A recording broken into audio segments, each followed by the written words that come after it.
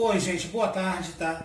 Dando sequência aí ao capítulo 5, Invertebrados, nós começamos a falar sobre poríferos e quinidários, né? E hoje a gente vai dar sequência falando de platelmintos ou a planária. Platelmintos são vermes que surgiram na Terra há provavelmente cerca de 600 milhões de anos. Esses animais têm corpo geralmente achatado, daí o nome platelminto. Os platelmintos, que compreendem em torno de 15 mil espécies, vivem principalmente em ambientes aquáticos como oceanos, tá? Rios e lagos. São encontrados também em ambientes terrestres úmidos. Alguns têm vida livre, outros parasitam animais diversos, especialmente vertebrados. Eles medem de alguns milímetros até metros de comprimento. Os platelmintos possuem tubo digestório incompleto, ou seja, tem apenas uma abertura, e a boca, por onde ingerem alimento e eliminam as fezes. Portanto, não possuem região anal. Alguns têm tubo digestório, alguns nem tubo digestório têm e vivem adaptados à vida parasitária, absorvendo através da pele o alimento previamente digerido pelo organismo hospedeiro. Entre muitos exemplos de platelmintos, vamos estudar a planária, as tênias e a esquistossomose. As planárias medem cerca de 1,5 cm de comprimento. Esses platelmintos podem ser encontrados em córregos, lagos, lugares úmidos, locomovem-se com a ajuda de cílios e alimentam-se de moluscos e outros vermes e de cadáveres de animais maiores, entre outros. Na região anterior do corpo da planária, localizam-se a cabeça e os órgãos dos sentidos, chamados de ocelos. Esses ocelos são estruturas que são capazes de detectar contraste entre claro e escuro. Planárias não têm visão, como nós conhecemos, elas apenas identificam se um local está muito claro ou se está muito escuro. Expansões laterais na cabeça são capazes de perceber sensações gustatórias e olfatórias, auxiliando o animal na localização do alimento. O corpo é achatado dorsoventralmente e possui a boca localizada na região ventral do corpo. O intestino da planária é bastante ramificado e atua digerindo o alimento e distribuindo para os demais órgãos do corpo. A planária adulta, ela é hermafrodita, isso é, ela possui tanto o sistema genital masculino quanto o feminino. Quando duas planárias estão sexualmente maduras e se encontram, elas podem copular. Após a troca de espermatozoide, através dos poros genitais, os animais se separam e os ovos são eliminados para o meio externo. No interior de cada ovo, encerrado em cápsulas, desenvolve-se um embrião, que se transforma em uma jovem planária. As planárias têm grande poder de regeneração. Cortando-se o animal em alguns pedaços, cada um deles pode dar origem a uma planária inteira. Já a esquistossomose é uma doença também chamada de barriga d'água, muito comum no Brasil, causada pela infestação de vermes platelmintos trematodes do gênero Cystossoma, parasitando as veias e o fígado e intestino do ser humano. O ciclo de vida desse invertebrado passa por dois hospedeiros, um intermediário e o outro definitivo. Inicialmente, o ovo contido nas fezes de uma pessoa contaminada, depositado em ambiente aquático, se transforma em uma larva aquática ciliada, denominada miracídio. Essa se instala temporariamente em um tipo específico de caramujo do gênero Biophallaria, modificando-se em uma larva chamada cercária. As cercárias penetram de maneira ativa, ou seja, elas buscam a entrada, elas forçam a entrada através da epiderme, que é a parte superior da pele.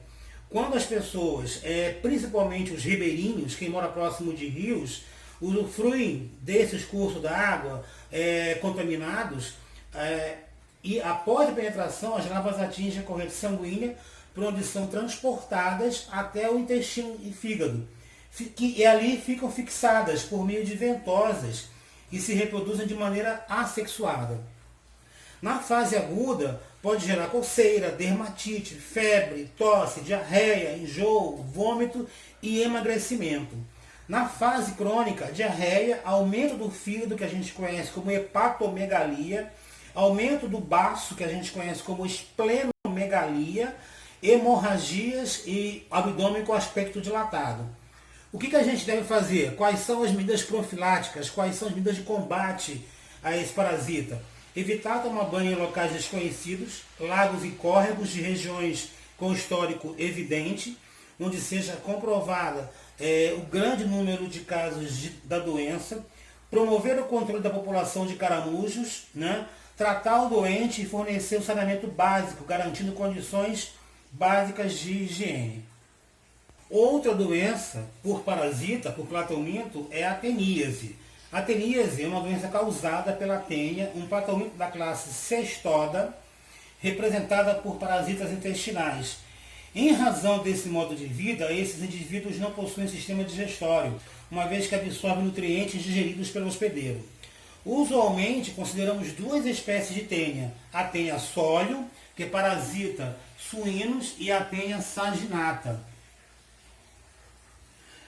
parasitando bovinos. Ambas possuem o corpo dividido em vários anéis, que a gente conhece como proglótides, tá? E na extremidade anterior, denominada escólex, a presença de ventosas que auxiliam na fixação do animal. A tênia solium possui nessa região ainda ganchos, cujo conjunto denominado rostro, auxiliando também na fixação. As tênias são hermafroditas, uma vez que cada proglótide possui sistema reprodutor masculino e feminino. No ciclo da teníase, o animal humano é o hospedeiro definitivo, e o suíno e bovino são considerados hospedeiros intermediários. No hospedeiro definitivo, o animal adulto fica fixado às paredes intestinais e se autofecunda. Cada proglótide fecundada, sendo eliminado pelas fezes, elimina ovos no ambiente. Esses podem contaminar a água e alimentos, gerando grande possibilidade de serem ingeridos por um dos hospedeiros. Ocorrendo a ingestão pelos hospedeiros intermediários, esse tem a parede do intestino perfurada pelo embrião contido no ovo, que se aloja no tecido muscular. Este alojado confere à região um aspecto parecido com uma canjica, e é por esse motivo que algumas pessoas chamam essa doença pelo nome de canjiquinha. Ao se alimentar da carne crua ou mal passada do animal contaminado, o homem completa o ciclo da doença. O animal se desenvolve até o estágio adulto no intestino humano e pode conferir ao portador dores de cabeça, dores abdominais, perda de peso, alterações no apetite, enjoos, perturbações nervosas, irritação, fadiga e insônia. O hospedeiro definitivo tem potencial de continuar o ciclo da doença, caso suas fezes contaminadas contaminem a água e os alimentos dos hospedeiros intermediários ou de outras pessoas. O indivíduo que ingere ovos da tênia solium diretamente pode ter seu organismo bastante comprometido, uma vez que o embrião passa do intestino para a corrente sanguínea, com o auxílio de suas ventosas e principalmente dos ganchos, e pode se alojar no cérebro, olhos, pele ou músculos, inclusive do coração, podendo conferir ao portador quadro de cegueira definitiva, convulsão ou até mesmo o óbito. Esse processo de ingestão direta do ovo da tênia do porco pelo indivíduo humano é denominado cisticercose. Essa pode ser a causa também por outra espécie de cestoda, o Enterococcus granulosus, que parasita o intestino de cachorro. Algumas medidas preventivas incluem o saneamento básico, tratamento de água e esgoto, fiscalização de abatedouros de suínos e bovinos, cozimento prolongado de carne para ter a certeza que o micro-organismo está sendo destruído, tratamento dos doentes, bons programas de educação e sensibilização, incentivando bons hábitos de higiene no dia a dia. Ok? Então essa é a cisticercose e a neurocisticercose.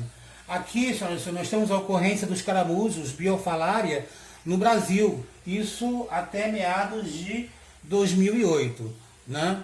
Observem aqui, nessa região aqui, Rio de Janeiro, Minas Gerais, São Paulo, tem uma grande concentração desses caramujos. aqui o exercício que vocês têm que fazer e por hoje é só. Na próxima aula a gente vai falar sobre os nematóides, ok?